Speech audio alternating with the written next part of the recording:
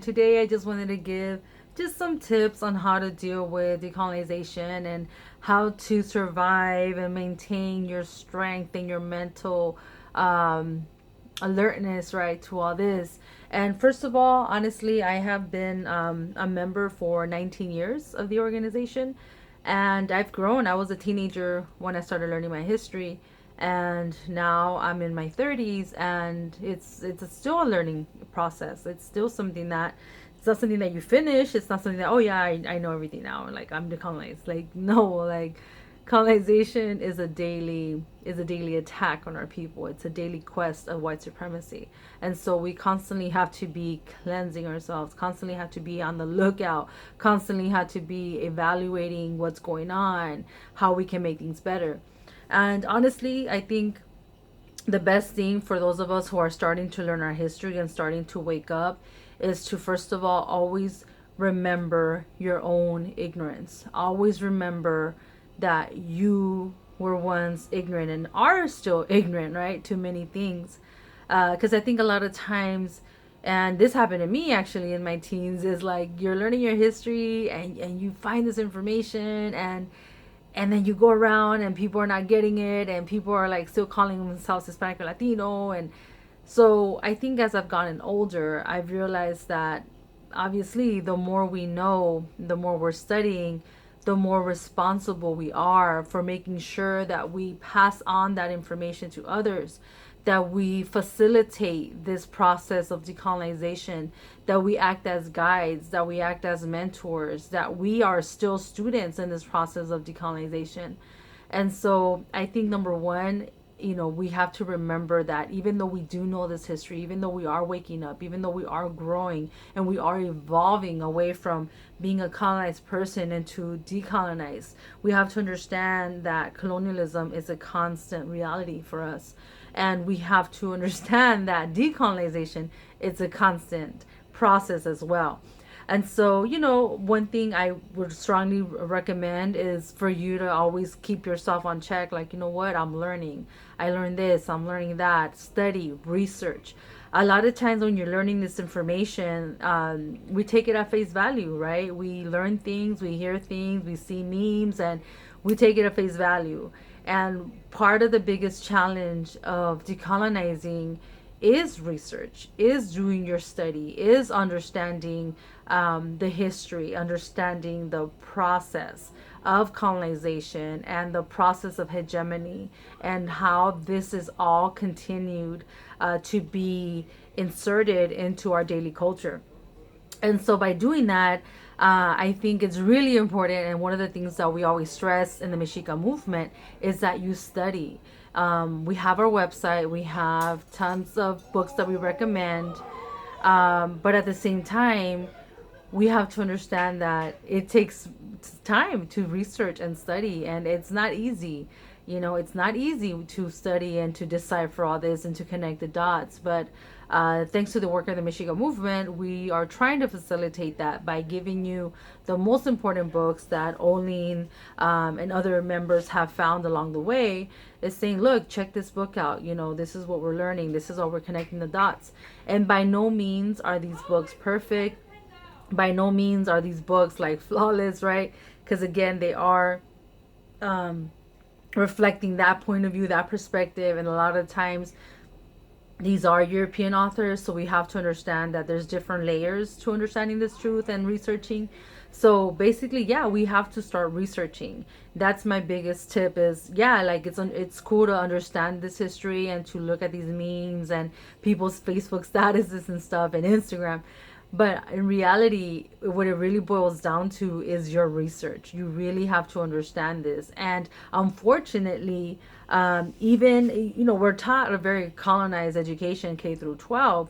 And then when we go on to university or college, if you are fortunate enough, you will get exposed to non-Eurocentric historians, non-Eurocentric philosophers, non-Eurocentric cultural makers. But the majority of these institutions, the Eurocentric level of instruction, of material is still there.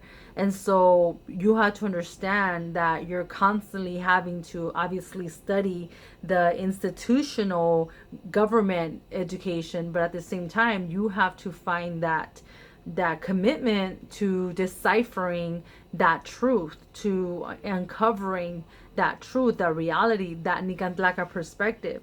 And in my case, honestly, I've been very lucky. In my undergrad program, I met a lot of supportive professors who were just, maybe I would say one was Nicantlaka, of Nicantlaka heritage, but the rest were not. And they were very positive and they were very encouraging, and they would always, they would always support the research that we do in the Mexica movement, that I was bringing to the table, as far as deconstructing certain European myths of conquest, or talking about how we are a continuation, or talking about how the experience of our people does fit the category of genocide. I mean, there's so much, right? But at the same time, even the ethnic studies programs, and I would say Chicano studies, number one, a lot of the professors who are tenured, the older professors, they tend to reproduce this idea, these notions of white supremacy. And we in the Mexica movement, as members, we were attending East LA College, and this is in the early 2000s.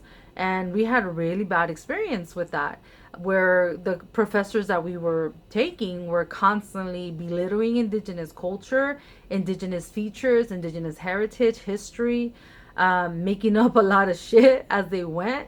And we confronted them. We wrote letters, and we held them accountable, because think about it. You go your life K through 12 learning nothing but European history, culture, or whatever, and all of a sudden you're at the university and you're trying to learn who you are, and then this Chicano studies professor is mocking Indigenous statues, is trying to get you to go to Spain as an exchange student, not relating, not trying to go to Mexico or the beautiful cities that we have over there. And so it was interesting, and we hope and we know that there are great professors out there in Chicano studies. But the ones that we have come across, the ones that are at the highest level of the hierarchy in Chicano studies, are very Eurocentric and are very pro white supremacy, are very pro mestizo minded, mestizo, focusing on the European aspect. Oh, we're all mixed people now, yada yada. So anyway, there's a lot of work to be done. And so I would, again, and one of the suggestions I would have is say, you got to research your history. You got to research who you are. You constantly have to be evaluating yourself.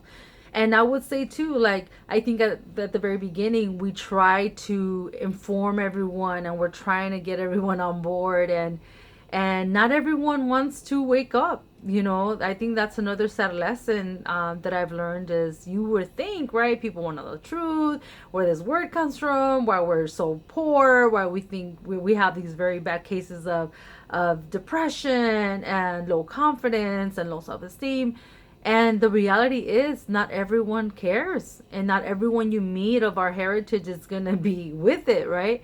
So I strongly urge that you focus on the people that do want to learn, that are interested, because let me tell you, our life is very precious. Your moment, your time is very precious. Let us spend it with people who care, who genuinely care to know the history, who genuinely care to research, who genuinely want to know. Don't focus on those who don't. Honestly, you're just wasting your time. Seriously, focus on the people that are positive, that are constructive. And this doesn't mean you avoid criticism and avoid any of that. Completely open to it.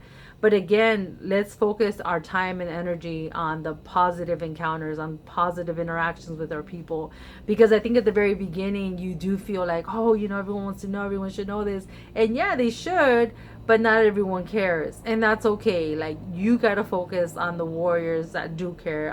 Just like you exist in our people, other warriors exist, and other people that do care, and think collectively about our people's existence. So, yeah, I know this video, I know it's almost like 10 minutes, but I wanted to talk about those things because I think, I do make a lot of videos But I think it's important for those of us who are waking up to understand that there's things we can do to make things easier on us, to make things more, I guess, more of an amazing and impacting experience as far as decolonization.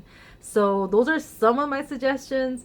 I will be making more videos like this. I do want to, be there for our people that are waking up, and I want you to know that you're not alone, that I'm here, that a lot of us are waking up, and this is what I do. I like to share my perspective. I like to share the information, the knowledge, the guidance that I have been receiving from the Mexica movement, because we deserve to know this. We deserve to know who we are. We deserve to know that this is our land. We deserve to know that this belongs to us. And we deserve to know that we're a beautiful, intelligent, and powerful people.